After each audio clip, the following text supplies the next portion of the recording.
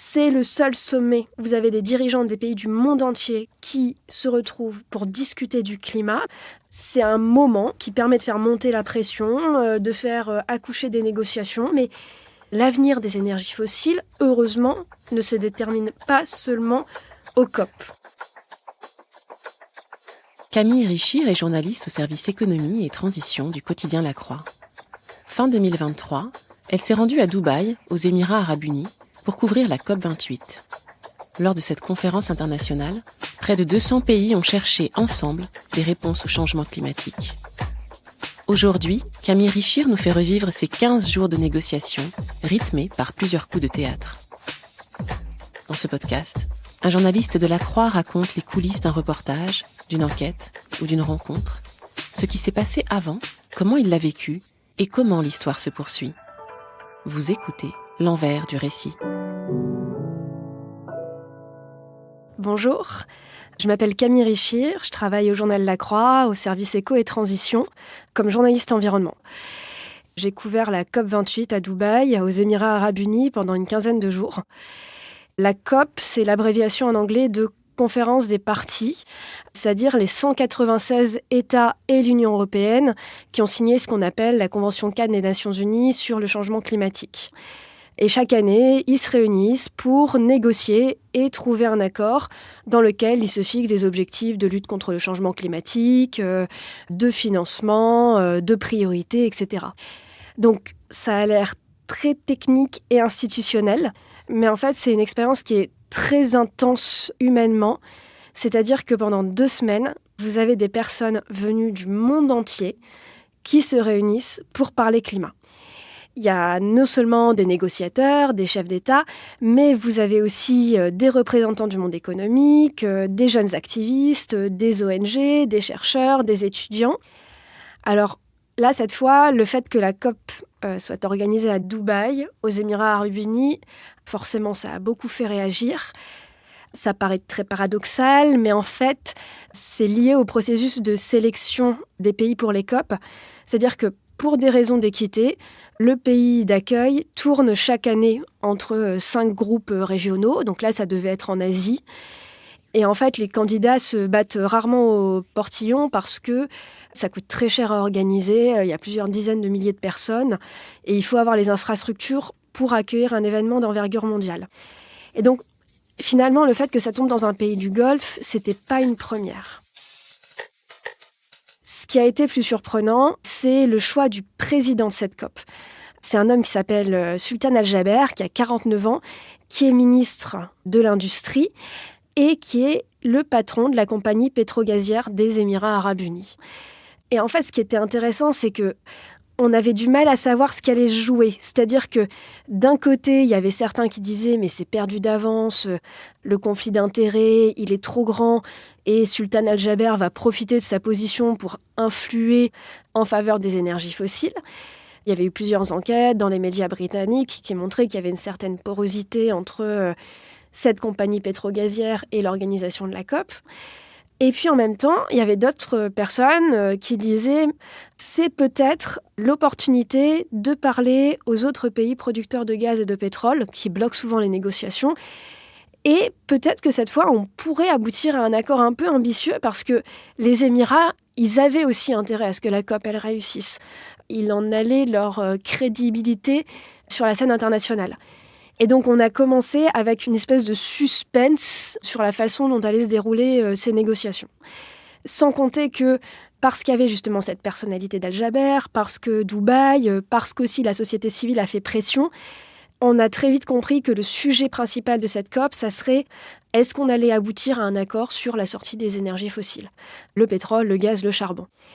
Et ça aussi, c'était une première parce que, aussi étonnant que ça puisse paraître, dans un accord de COP, n'ont jamais été pointés du doigt les principales responsables du changement climatique, qui sont ces énergies fossiles. C'est à chaque fois bloqué forcément par les pays producteurs qui n'ont pas d'intérêt à ça. Et donc, pour la première fois, on avait un peu l'espoir d'un accord qui acte ça, qui mentionne ce terme. Et c'est pas seulement de la symbolique, c'est potentiellement 196 pays dans le monde qui se disent on sort de ces énergies. Et donc ça, c'est un signal politique très fort qui serait envoyé à des investisseurs, qui serait envoyé aux entreprises, etc. Donc il y avait énormément d'attentes en amont.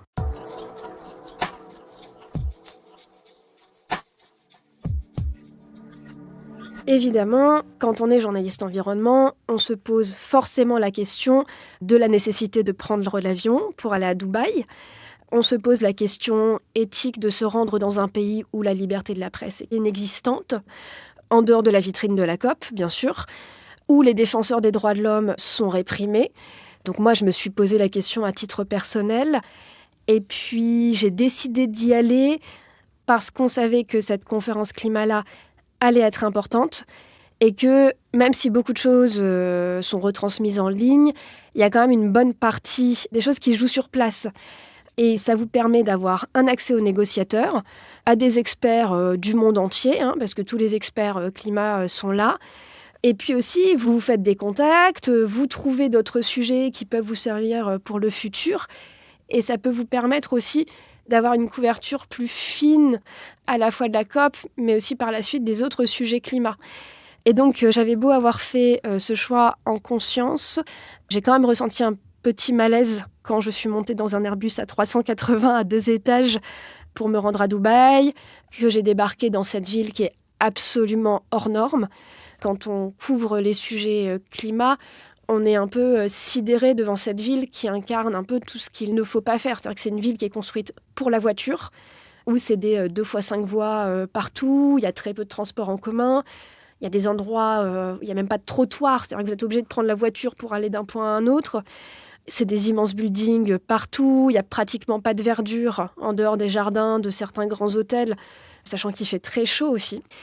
Et je pense que le comble, c'était vraiment la vue que j'avais de ma fenêtre. C'était une vue sur Palm Jumeirah, donc qui est une espèce d'île artificielle en forme de palmier. Il y a un port avec des yachts qui sont parqués là. Et puis au-dessus, il y a des gens qui font du parapente. C'est vraiment une ville de tous les excès.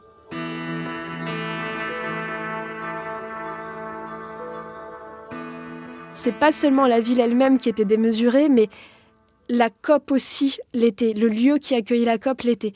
La COP, elle se passait dans un endroit qui s'appelle l'Expo City, qui est un centre des expositions.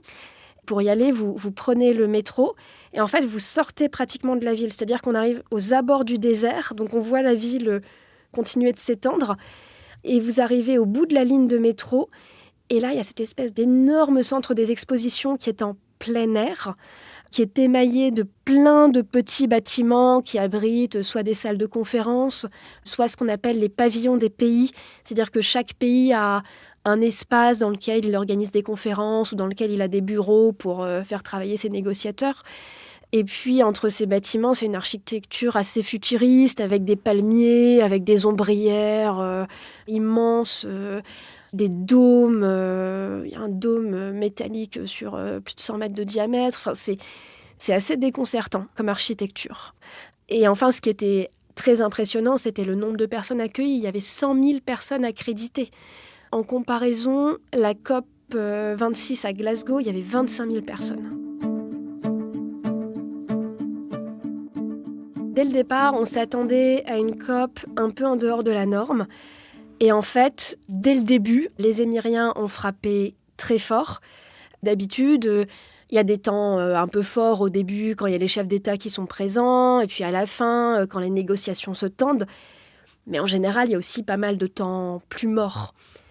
Et là, en fait, il n'y a pratiquement pas eu de temps mort. C'était non-stop, des annonces, des choses qui se passaient, quelques petits scandales. Quand on a su, par exemple, qu'il y avait près de 2500 lobbyistes des énergies fossiles qui étaient accrédités dans les murs de la COP. Donc, ça a été très intense. Et ce, dès le jour 1. Alors, pour que vous compreniez, le jour 1, il y a une partie des journalistes qui ne sont pas arrivés. C'est un peu le jour où on s'occupe des quelques formalités. Les chefs d'État ne sont pas encore là. Moi, j'avais prévu d'arriver dans l'après-midi à la COP et puis de récupérer tranquillement mon badge, de prendre mes marques. J'avais pris 1 ou 2 rendez-vous, mais le premier jour, normalement, il ne se passe rien. Donc, je fais la queue. Ça dure assez longtemps parce qu'il y a du monde. Et en fait, j'arrive à me connecter au Wi-Fi au bout d'une grosse demi-heure. Et là, je vois qu'on a un accord sur les pertes et dommages.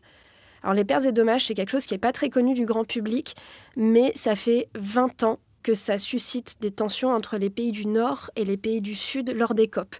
En fait, les pays du Sud demandent au Nord la création d'un fonds pour financer les dégâts irréversibles liés au changement climatique. Par exemple, des bâtiments qui seraient détruits à cause de la montée des eaux. Les pays du Nord s'y étaient toujours refusés. L'an dernier, ils avaient trouvé un accord, mais l'accord menaçait de flancher parce que personne n'était d'accord sur les modalités techniques. Et là, ça menaçait d'empoisonner un peu les discussions à Dubaï. Et là, au jour 1 de la COP, on apprend qu'ils ont trouvé un accord. Voilà, et ça n'arrive jamais. Enfin, les accords, ça arrive au dernier jour de la COP. Et donc là, dès le départ, il y a une émotion très forte. Alors nous, quand c'est comme ça, on appelle les ONG. Elles nous ont organisé un point presse très rapidement pour essayer de nous raconter un peu ce qui s'était passé et comment l'interpréter. Tout le monde était très, très ému. Et ça va être un peu ça pendant 2 semaines. C'est-à-dire que on vit un peu au rythme de ces micro-avancées. On va passer notre temps à essayer de comprendre, OK, qu'est-ce qui avance, qu'est-ce qui recule, qui défend quoi. On va chercher du côté des ONG, mais on va aussi chercher du côté des négociateurs, des autres délégations, voir comment réagissent tel ou tel État un peu clé.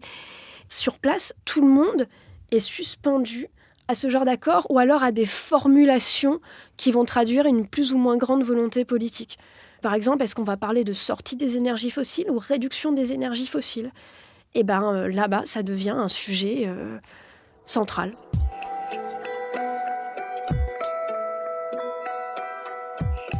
Donc ça, c'était le début, c'était un temps très fort.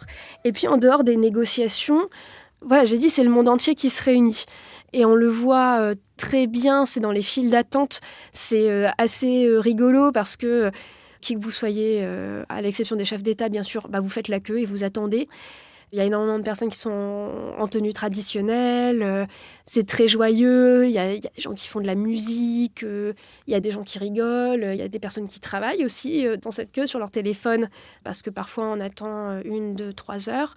Et en fait, moi, c'est comme ça que j'ai trouvé un de mes sujets. C'est-à-dire que un matin, il y avait juste devant moi 3 filles, dont une était en tenue traditionnelle ukrainienne. Et je jette un coup d'œil à son badge et je vois qu'en effet, elle est ukrainienne. Et donc, je lui demande si elle peut me parler un peu de ce qu'elle fait ici. Parce que moi, ça m'intriguait beaucoup. Je me dis, mais comment on milite pour le climat quand on vient d'un pays en guerre ? C'était des très jeunes femmes. Et donc, je me doutais qu'elles étaient activistes, qu'elles n'étaient pas des politiques ou quoi que ce soit. Comme on avait 1 heure de queue à tuer, on a discuté. Et je me suis rendu compte que ces filles étaient absolument passionnantes parce que elles travaillent à la reconstruction verte de l'Ukraine. C'est-à-dire qu'elles essaient de militer pour qu'il y ait un conseil de jeunes au sein du ministère de l'Environnement ukrainien et que finalement, dans sa reconstruction future, l'Ukraine prenne en compte les problématiques, par exemple, d'adaptation des bâtiments ou de reconversion professionnelle des mineurs vers la transition écologique, etc. Et donc, c'était très intéressant parce qu'elles étaient vraiment dans une démarche de penser à l'après et d'essayer aussi d'apporter de l'espoir en montrant que le lendemain peut être aussi plus beau. Et donc ça a donné lieu à un article, à un portrait qui a été publié dans notre cahier Planète.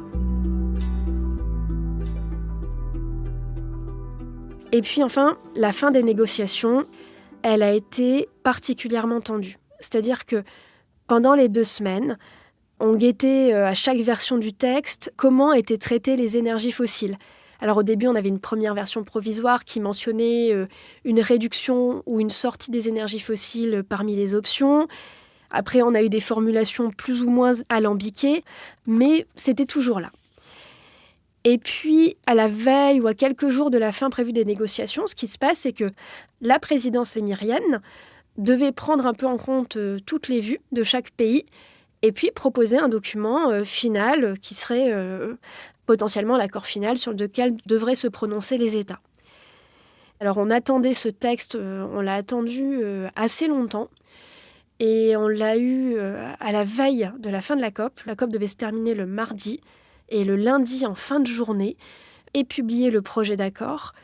Et là, c'était la catastrophe. C'est-à-dire que, au lieu de parler de réduction ou de sortie des énergies fossiles, les États étaient invités à mettre en place des mesures de lutte contre les changements climatiques, dont la réduction de la consommation et de la production d'énergie fossile. En fait, ça traduisait une très faible ambition politique et c'était même dangereux parce que ça laissait ouverte la voie à certaines interprétations. Le texte avait été vidé de sa substance. Du côté des ONG, les gens étaient livides, quoi. Même dans certaines délégations, tout le monde était extrêmement tendu. C'était électrique comme atmosphère et il y avait un peu un sentiment de tout ça pour ça.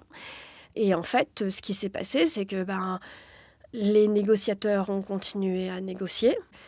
Tout le lendemain, on a attendu un nouveau texte. Alors la COP devait se terminer le mardi midi. Le mardi soir, on n'avait toujours rien. C'est là qu'on commence à s'inquiéter, à se dire « mince, est-ce que je vais devoir repousser mon billet d'avion ?» Le mercredi matin, on arrive assez tôt et il y a une nouvelle version du texte qui est sortie dans la nuit et qui est beaucoup mieux, qui n'est pas la sortie des énergies fossiles avec une date qu'attendaient les ONG, mais quand même qui mentionne pour la première fois le terme, quoi. C'était quand même une avancée assez significative. Et donc là, on se prépare pour une longue journée, parce que pour adopter un texte, souvent ce qui se passe, c'est qu'il y a ce qu'on appelle une séance plénière. Les États sont réunis dans une grande salle, et puis chacun se prononce, donne son avis. La session est régulièrement interrompue pour des petites négociations entre quelques États, etc., qui essaient de faire bouger les lignes. Et quand c'est comme ça peut durer longtemps. Et puis, la plénière tarde à commencer. Nous, on est dans la salle de presse quand c'est comme ça, parce qu'on n'a pas accès à ces salles. Nous, on est dans une salle de presse à part. Et puis, on voit que ça commence sur les écrans.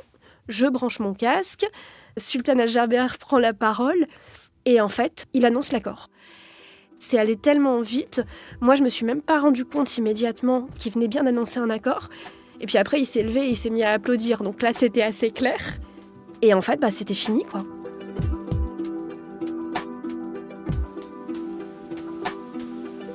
Alors, à la fois, c'est fini, et puis en même temps, c'est là qu'il faut se dépêcher d'écrire. Il faut savoir qu'en fait, les COP, c'est un marathon. Pendant 15 jours d'affilée, vous travaillez entre 10 et 14 heures de travail par jour. Moi, je faisais entre 1 et 3 articles par jour. Ça nécessite d'écrire vite, mais en fait, c'est pas ça le plus difficile, parce que vous avez accès aux meilleurs experts du monde entier qui sont là au même endroit. La difficulté, au fond, c'est de ne pas se laisser emballer. C'est-à-dire que vous avez un déferlement d'annonces des gouvernements, des entreprises. Vous avez des médias du monde entier qui font tous aussi des angles un peu différents. Et ces journalistes-là, ils vont sortir des infos, donc des sujets sur lesquels vous allez avoir envie de rebondir.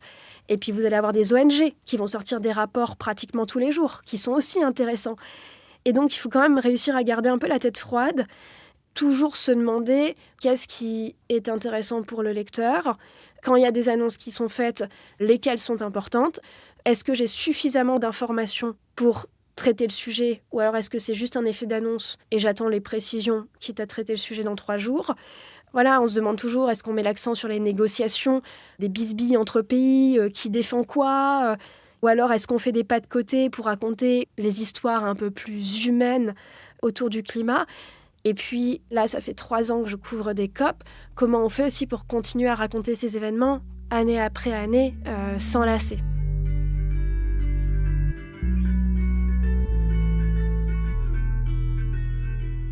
Finalement, le résultat de cette COP, ça a été perçu comme une espèce de victoire en demi-teinte, un peu amère pour certains, parce qu'on s'est dit que ça aurait pu être mieux.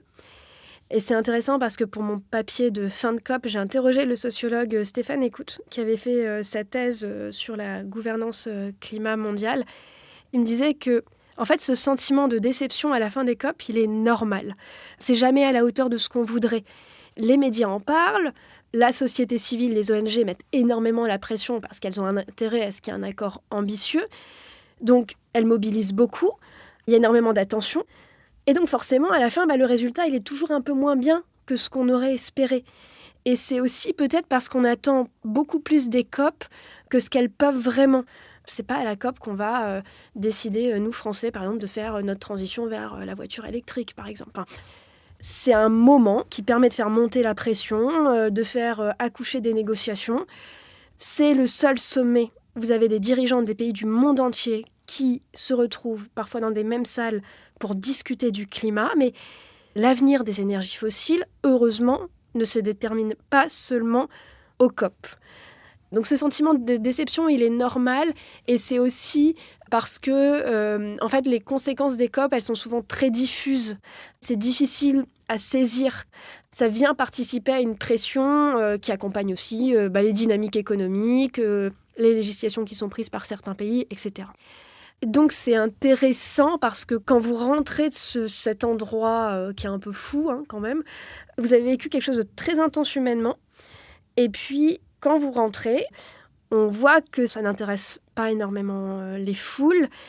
On en a un peu une vision de grande foire, d'une mascarade. Et c'est vrai que par certains aspects, les COP font un peu ça, c'est-à-dire que les politiques et les entreprises en profitent largement pour faire leurs annonces, parfois de manière pas très transparente d'ailleurs. C'est un moment qui est un peu ambigu, mais en même temps, il y a aussi un vrai travail de fond. Il y a des choses qui avancent. Depuis l'accord de Paris en 2015, il y a plusieurs dizaines de pays qui ont mis en place des feuilles de route nationales contre le changement climatique. Alors c'est imparfait, c'est très loin de ce qu'il faudrait. Finalement, ces COP, elles sont très critiquées. Il y a beaucoup de personnes qui font aussi des propositions pour améliorer l'efficacité du processus de décision. Mais au fond, pour l'instant, on n'a rien trouvé de mieux que les COP pour avancer à l'échelle mondiale sur ces sujets.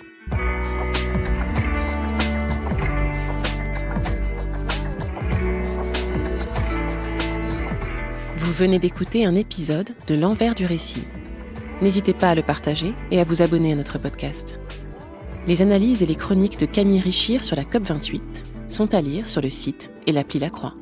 Vous trouverez le lien dans le texte de description qui accompagne ce podcast. L'Envers du récit est un podcast original du quotidien La Croix.